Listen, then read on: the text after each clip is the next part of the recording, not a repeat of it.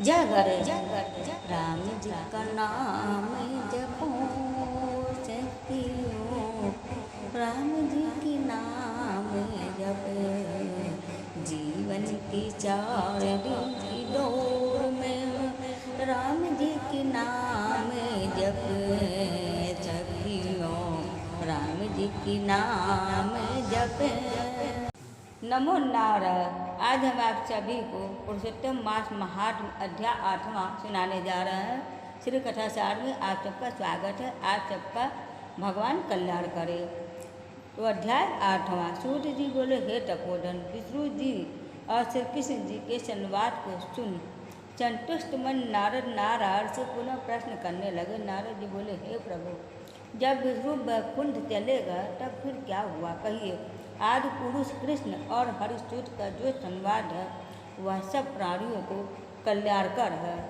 इस प्रकार प्रश्न सुन फिर भगवान बद्री नारायण जगत को आनंद देने वाला बृहत आख्यान कहने लगे। श्री नारायण जी बोले, तदंतर विष्णु बड़े प्रसन्न होकर वैकुंठ गया और वहाँ जाकर हे नारद, अधिमास को अपने पास ही बसा लिया।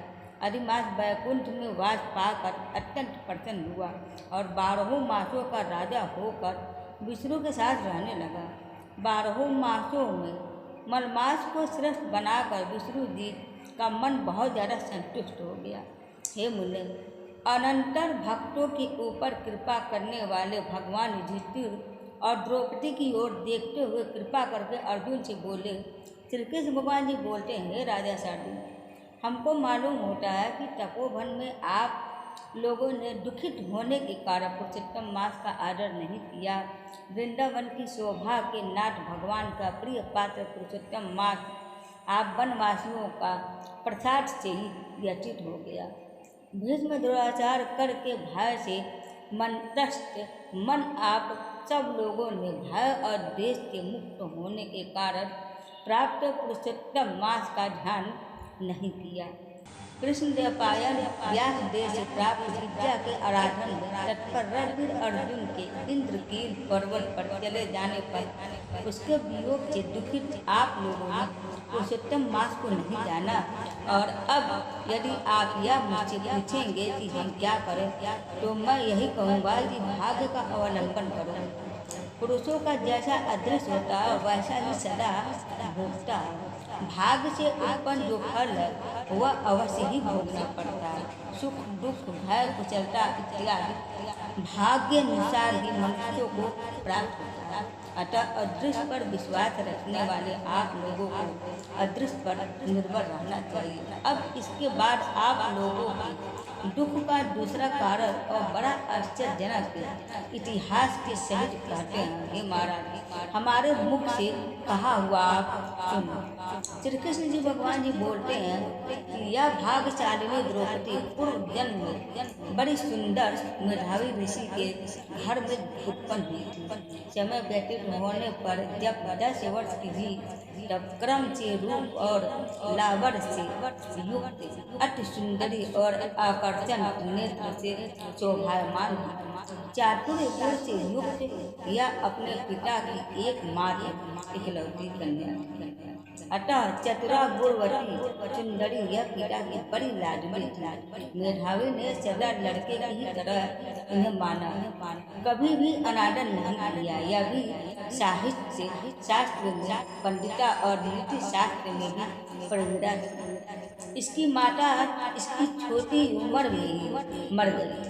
पिता ने भी प्रसन्नता पूर्वक इन्हें पाला पोसा था। पास में रहने वाली अपनी सखी के पुत्र पौत्रादि सुख को देखकर उसको भी स्मृति हुई और तब यह सोचने लगी कि हमें भी यह सुख कैसे प्राप्त होगा। गुण और भाग्य का निधि सुख देने वाला पति और सत्पुत्र कैसे होंगे।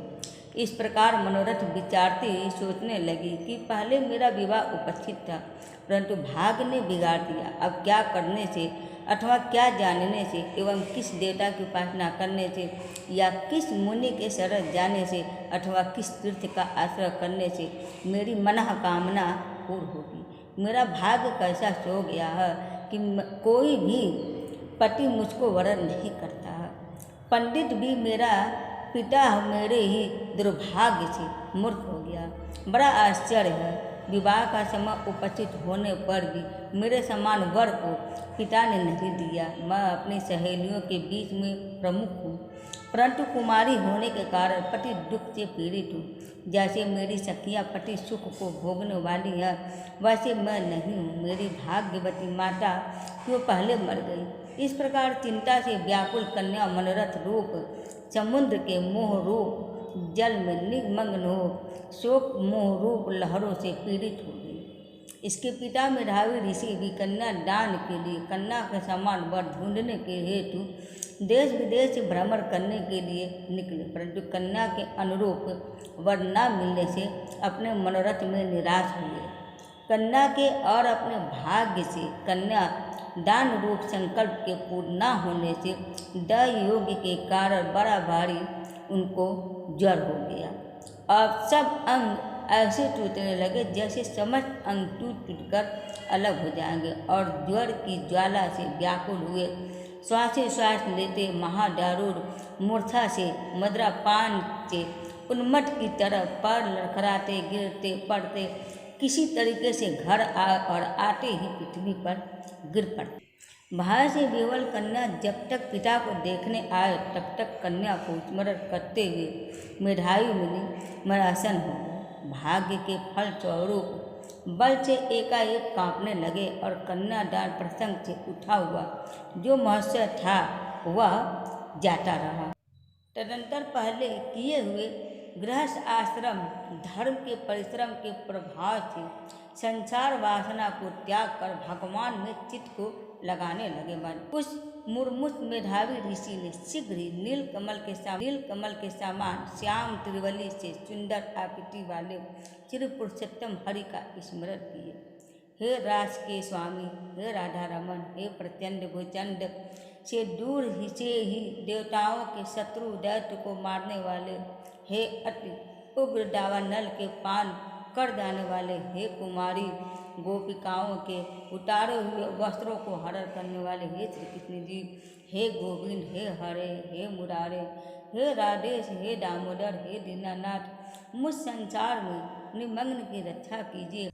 इंद्रियों के ईश्वर आपको प्रणाम। इस प्रकार मेधावी के वचनों को दूर से ही सुनकर श्री भगवान के दूत चटपट मुकुंद लोक से आए और उन मरे हुए मुनि को हाथ से पकड़कर ईश्वर के चरण कमलों में ले गए। इस प्रकार अपने पिता के प्राणों को निकलता देख वह कन्या रोने लगी और पिता के शरीर को अपने गोद में रखकर अति दुख से विलाप करने लगी। चिल पंछी की तरह बहुत देर तक विलाप करके अत्यंत दुख से बेहुल हुई और पिता की जीवित की तरह समझकर बोली। बाला बोली, हाय हे पिताजी, हे कृपा सिंधु, हे अपने कन्या को सुख देने वाले, मुझे आज किसके पास छोड़कर आप वैकुंठ सिधारे। हे तात, पितृहीन मेरी कौन रक्षा करेगा। आज मेरे भाई बंधु माता आदि कोई भी नहीं है। हे तात, मेरे भोजन वस्त्र की चिंता कौन करेगा। कैसे मैं रहूँगी इस शून्य वेद धवन रहित निर्जन वन की तरह आपके घर में। हे मुनिश्रेष्ठ, अब मैं मर जाऊँगी, ऐसे जीने में क्या रखा है। हे कन्या में प्रेम रखने वाले पिता, हे तात, विवाह विधि बिना किए ही आप कहाँ चले गए। हे टकोनिदेव, अब आप यहाँ आइए और अमृत के समान मधुर भाषण कीजिए। क्यों आप चुप हो गए हैं। हे तात, बहुत देर से आप सोए हुए हैं, अब आप जाग जाइए। ऐसा कहकर आंसू बहाते ही घड़ी घड़ी कन्या विलाप करने लगी और पिता के मरने से दुखित हुई वह आर्ता चिल पंछी की तरह मुक्त कंठ से रोने लगी। उस लड़की का रोदन सुन उस वन में रहने वाले ब्राह्मण आपस में कहने लगे कि इस तपोवन में अत्यंत करूर शब्द से कौन रो रहा है। ऐसा कहकर सब तपस्वी चुप होकर यह मेधावी ऋषि की कन्या का शब्द है ऐसा निश्चय कर घबराते हुए हाहाकार करते मेधावी के घर में आए और वहां आकर सबने कन्या के गोद में मरे हुए मेधावी ऋषि को देखा और देखकर उस वन के रहने वाले सब मुनि भी रोने लगे। कन्या की गोद से शव को लेकर शिव मंदिर के पास शमशान पर गए। वहाँ काष्ठ की चिता लगाकर विधि से अंत्येष्टि कर्म कर उसका दाह किए। दाह के अनंतर कन्या को समझाकर सब ऋषि अपने अपने आश्रम में। इधर कन्या भी धर ढार कर यथाशक्ति क्रिया के लिए द्रव्य खर्च किया। इस प्रकार पिता की मरण क्रिया को करके कन्या इसी तपोवन में निवास करने लगी और पिता के मरण रूप दुखांगिनी से जली हुई रंभा की तरह व्यथित होती वह बछड़े के मर जाने से जैसे गौ चिल्लाती है और खाती नहीं दुर्बल होती, वैसे ही यह बाला भी दुखित हुई। इसके आगे द्रौपदी के बारे में जानकारी के लिए आप अध्याय 9वां जरूर सुनिएगा। अध्याय 8वां संपूर्ण हुआ। हरि शरणम प्रभु हरि शरणम प्रभु हरि शरणम।